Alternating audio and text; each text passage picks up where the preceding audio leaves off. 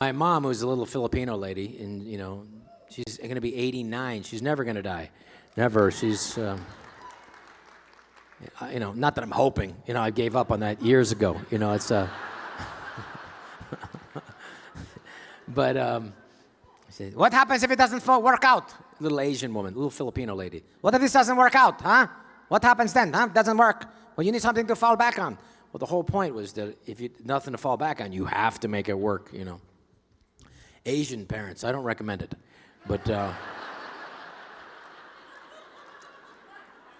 they're tough. The only thing I remember from my whole childhood is my mom yelling at me. See what happens? You fell down. See what happens? You broke that. See what happens? Huh? You're crying. See what happens? You hurt yourself. See what happens? I remember one time we were playing basketball about 3 miles away from the house. Somebody twisted an ankle. All of a sudden you heard, see what happens?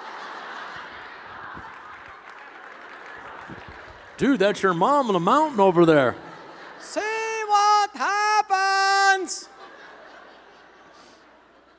But I think the Asian parents, they, my mother, they push you to be, successful because they just expect it. And that's why you don't see homeless Asian people. Asian people are like, no, forget that, no way. No, we'll figure something else out. We'll work on a part of the body nobody wants to go near, like the toenails. We'll do that. We'll wax Uranus. We'll do something, We'll make money some other way.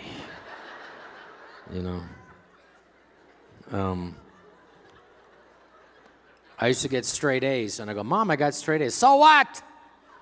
You're not an idiot. That's your job to get straight A's. What do you want? That's your job. Do your job. You don't hear me going, hey, cooked and cleaned all day. What do I get? What do I get? You do your job, I do my job, and keep this relationship nice and cold. That's it.